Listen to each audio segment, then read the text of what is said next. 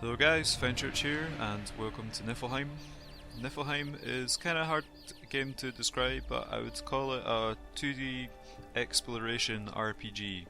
It's currently in early access and it's definitely an RPG in the sense that you play your role as a Viking.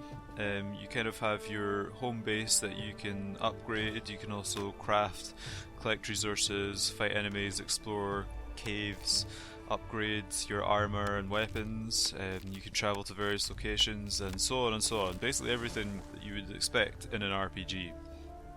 The reason I call it an exploration RPG is that, at least in its current early access state, there's not much to go on in the way of tutorials and kind of exploring the world, finding caves and resources, just generally working out how the game works in terms of crafting and combat and things like that is pretty much 50% of what I've been doing this entire time I've been playing the game, just discovering how the game actually works.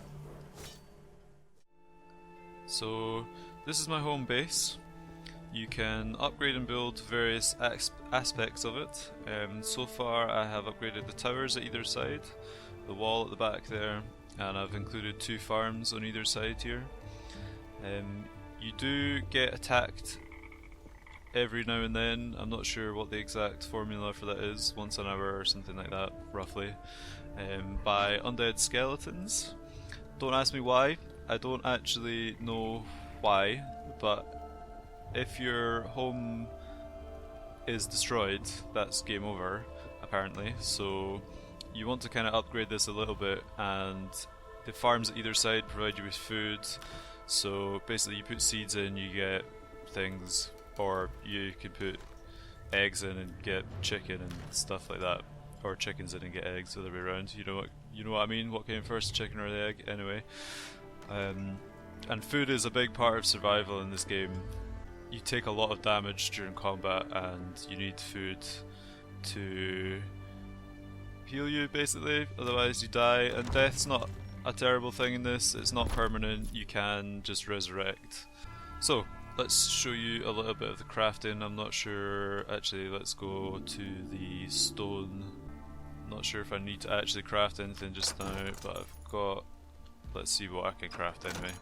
Let's just have a look in here. Maybe able to craft a wee helmet or something to show you. Okay, let's just do something easy. Okay, or I could just explain, that would probably be much better. So basically, you get various different crafting stations. This one's the sawmill, so you use kind of all your wood items and things in there. You can craft various pieces of armor and swords and things like that. And over here, this is some kind of furnace, and you craft your kind of metal weapons here. So you've got helmets, and let me show you the character actually. So you get, this is all your equipment slots, shoes, I don't know what that's supposed to be, like a skirt or something.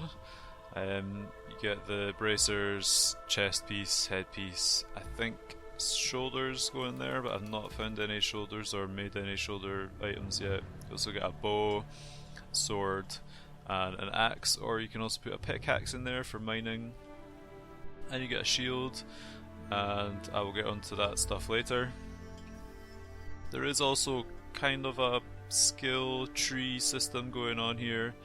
Every time you level up one of your abilities, you get a star. So for every first level you get 1 star, every second level it only shows 1 star, but you get 2, 3 stars, 4 stars, so on and so on, until you build up. Every one of those gives you a skill. And then every now and then, when you're out in the world looting chests and stuff, you find sigils. And I've only found 1 so far, so I thought I would just stick it in to show you guys. And that is the sigil of the ancient shaman, which gives you plus 30 on potion effects, which is it's not the best. There are other ones here which give you defense and things, which should probably be better. But plus 30 on potions is pretty good. As you can see here, you actually get quite a lot of potions. Pretty much every chest that you come across in the caves and the dungeons has potions in it. I've stored all my best ones away for just now, but I kept a few out, and that sigil definitely helps. moving further along here in our home base, we have what I assume is like the boss. This must be like all the bosses in the world. So what's there, like 8, and I've killed one. That's some kind of wolf. I don't remember doing that, to be honest. There are a lot of kind of mini bosses out in the world, so it's hard to kind of distinguish between what's a boss and what's not a boss. That's not made very clear. So moving back over to the other side of our underground home, we have the kitchen kind of area. I don't really cook much in here because I don't really get a lot of resources. When I'm out and about, I tend to eat the things that I find. So cooking's not really that useful, but I built it anyway because I had the resources to do it. This one, I don't remember what this one is. This one, oh, potions, yeah. So you can make your own potions and beer, which I think just gives you health. Yes, beer gives you health. That makes sense to me, definitely. There is also here. There was a little secret that I found. So when you click on the cog here, it brings up a skeleton. The skeleton had a note. When you read the note, it says enter this combination. You may have seen back across the other side of the homestead there was a safe, which is a strange thing to have in a Viking homestead, a combination safe. But the note that was on the skeleton there said enter this number to get into the safe. So there's cool little secrets like that. You get this one chest here to start with, and you have to build all the other ones yourself. And I've kind of tried to organize. I don't know what these crystals are for yet. I've not found that out. But yeah, you kind of try to organize your inventory as much as possible because you do get a lot of things when you're out and about. As you can see, my inventory is full just now, and I probably should have been emptying it on the way around, just so that I have space. Okay, so I've cleared up my inventory a little bit. I've got a little bit of space there. It's time to show you exploration in the world. So from your homestead you can either go left or right, and that'll take you to different areas once you get to the edge of the map. I think I've been in this one before, so I'm just going to go in here again and show you guys what the... Oh no, this is somewhere I've been already. Oh no, it's not. It's not that I thought that picture was showing me where I was going. I've been the place where the crazy old lady is. She doesn't really do anything. But I've been in here. As you can see, there's all these corridors. They go down deeper and deeper. I've probably looted this before. I have. I'm not sure which way I'm going. But basically, the cave system kind of works as various levels going down further and further. And you can dig these kind of doors which lead you... Oh, that one's up. Let me find the one that goes down. And it leads you further and further into the kind of cave system. Oh, okay, so here I can show you some combat. These are the undead skeletons that attack you. You can switch to your bow and just kind of... I don't know if I have any arrows actually. Yeah, need more arrows, okay. You kind of shoot them like that, but the best way to take them on is just to kind of go head on with your sword and just like chop into them.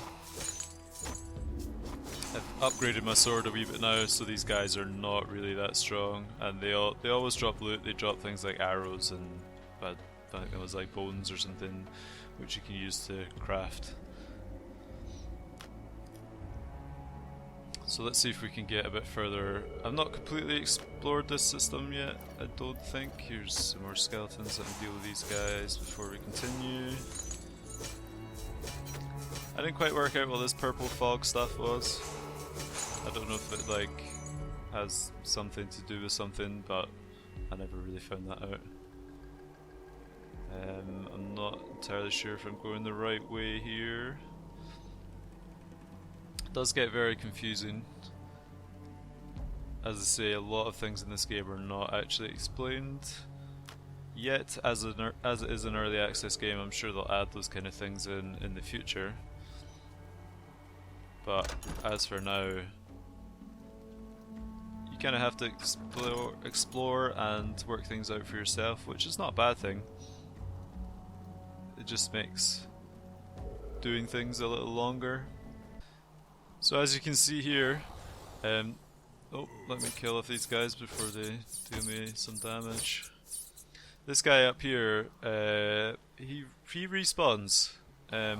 He must be some kind of mini boss, not one of the permanent ones. I did kill him earlier. He's very tough. It took me a few attempts.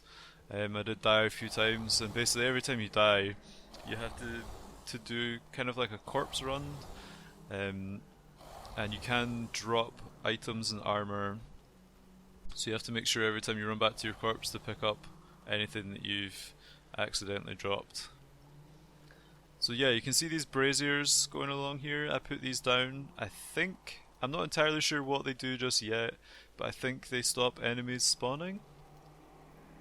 And they also kind of help you for working out where you've been within all these cave systems, because they can get very confusing. I've still not found the bit that I got to last time yet.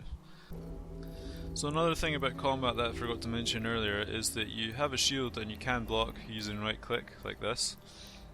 But blocking doesn't really do a whole lot of anything. You're better just to swing your sword. As you can see while I'm blocking, maybe not with this enemy because he's not so strong, but when you're blocking you do take damage as well. So I find the best thing to do is just to go in swinging and try and just deal as much damage as possible. Okay, so I think this is the furthest I made it to last time. There's another one of those ogre guys. Yeah, he's almost dead. So let me heal up a little bit and then we can kill him off. Don't really have that much to heal with just now. Let's just eat everything.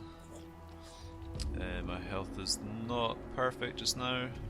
Maybe I should pop a wee potion here. Let's go for that one, 50%. What was that? 50 HP and 20% defense. That'll probably give us a good head start on this guy. We've already died to, by the way. You can see, look how much damage he's doing to me compared to how much damage I'm doing to him. Like, I only just killed him and I was, you know, at an insane health there. Okay, so I've not looted this before. This is kind of what you'd find after one of those mini bosses, which seem to be in these caves quite a lot. These are the strongest potions I've found anyway, and the ones with the kind of pattern on them, the potions with the pattern. And then these crystals, which I've not worked out what they do yet. Some armor. I don't have any space for anything else, so we'll just leave that stuff. Let me check my axe first actually. 10 to 12 damage. This one has got a heck of a lot more, so let's just get rid of that. How do I even unequip it? There we go. Goodbye. And the annoying thing actually about being so injured is look how slow I'm moving. The strange thing about this game is that movement is actually quite slow already, and when you get injured you're even slower. I mean, I'm like 5, 6, 7 levels down in this cave, and if I had no way to heal, I mean I could teleport back. You can teleport back, like fast travel back to your castle, but I got all the way down here. I'd like just to be able to heal and kind of move on, but I don't know, just the progression in this game seems a little bit slow. I know they've not worked everything out yet, it's an early access game, maybe that's something that would be able to be fixed in the future. But it just seems like things are just a little bit slow. So this is the kind of home defense thing I was talking about before. Every now and then you get attacked by these skeletons for unbeknownst reasons, and your defenses kind of hold them off. As you've seen with the combat before, they're not really that hard to take down. So let's just kill off these guys. That kind of happens every like once an hour or so. There's usually 2 waves of guys as well. So there's also a town centre that you can go to. I'll show you the main map. It costs gold to travel to the main map, which is kind of annoying, but you can go to the very edge of this map and then travel to the town centre that way as well. You have to go through a lot of enemies to do that. So this is the main map. As you travel left or right from the area that you're in, you can go to these other areas. They all kind of look the same just now, but I believe they are planning to make each one different with its own kind of unique enemies and look. Let's travel to the town centre for just now. So this is the town centre. In here there is an arena, which is... I'm not going to show you actually, but that's like a kind of feature that's in development just now. They've not worked that out, but that could be interesting for things like multiplayer combat or, you know, some kind of award-based PvE combat. So in this side, we've got the merchant, who looks pretty evil, I have to say. Actually, kind of looks like he's dead. He looks like one of those undead skeletons, actually, which is probably not a good thing. But he sells all kinds of like weapons and oh, that's quite a nice helmet actually. Yeah, he sells all kinds of weapons and armor and resources for cooking and making potions, and he actually sells potions if you can't be bothered to do all that kind of stuff yourself. And you can sell things to him by just opening up your inventory, right clicking and selling things. And that's about it for the merchant anyway.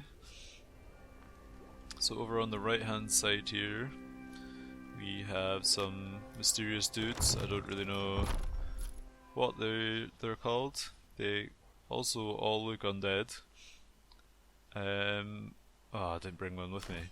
Basically you get little charms and you can they have different kind of effects, and you put the charm in here, and then for each charm you kind of need extra items like resources and things to activate the charm.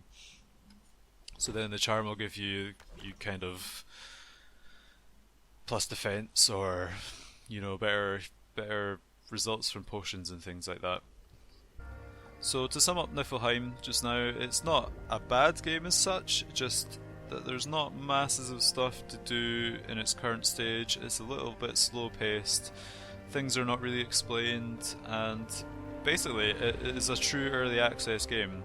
A lot of games that come into early access are, you know, almost finished, and it's basically just about getting the word out about a certain game without having people complain because it's not finished yet. Whereas Niffelheim really is a true early access game. There's a lot of features that are in development, there's a lot of things that are changing all the time. On the Steam forums, the developers are chatting with the guys that are playing this game, they are listening to people, they're trying to implement things that people are asking for, which I think is great. It shows that you know, this is going to be a good game down the road. It's just going to take a while for the developers to implement everything that they want to do and to listen to the players and what they want. There is a few things that I would change if any developers are listening right now. One of those would be combat. The combat's kind of uninteresting just now. It's just basically just run in and hack and slash as much as you can and hope you don't die. The second thing would be the consuming food. You have to eat so much food. Like, I've eaten oh no, I've got some honey there, which I got from the bee. That's 40 HP. Look how much that took down from my health. Like a sliver. Tiny little sliver. If I don't mind having a lot of health like that, but at least provide the means to collect resources without having to grind so much, or just make them more readily available would be a nice thing. The third thing that I would change, and final thing that I would change, is kind of the pacing of the game. It is a bit slow, movement's a bit slow, exploration's a bit slow. I understand things like crafting and building up your base to be a bit slow because, you know, the game would be over if that was just really fast. That's a major part of RPGs, is collecting resources and upgrading things, and that kind of area of the game is fine with me being a bit slower. Positives of the game looks amazing. The hand-drawn kind of cartoony style that they've got going is incredible, and every area is hand-drawn like this. All the caves, your home, all the kind of like areas in the game, they're all hand-drawn to this standard, which is just looks really really nice. It's really nice visuals they've got going. Another positive I think is the kind of mystery of the game, if that makes sense. Like I did say earlier that kind of 50% of the game that I've been playing has kind of been understanding the game and understanding how crafting works and all that kind of stuff, and that kind of appeals to me. I don't like going into a game and the hand holding is just like straight away. Tells you everything to do, tells you where to go, tells you what to do. It's nice to have a little bit of kind of, exploration and, taking a bit of time just to understand how things work. So yeah guys, this has been Niffelheim. I hope you've enjoyed the video. I hope you decide to take a look at it if you've enjoyed what you've seen. I've been Fenchurch, thanks very much for watching, and I will see you next time.